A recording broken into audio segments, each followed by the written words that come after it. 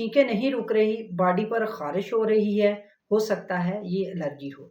Allergy तब होती है जब बॉडी के इम्यून सिस्टम किसी नॉर्मल चीज़ को ओवर रिएक्ट करता है, तो तब एलर्जी होती है। एलर्जी की जो इलामात है वो है बार-बार छींकें आना, नाक का बहना या बंद रहना, जिल्द पर खारिश, दाने, लालपन, आँखों में पानी या जलन, साँस का फूलना।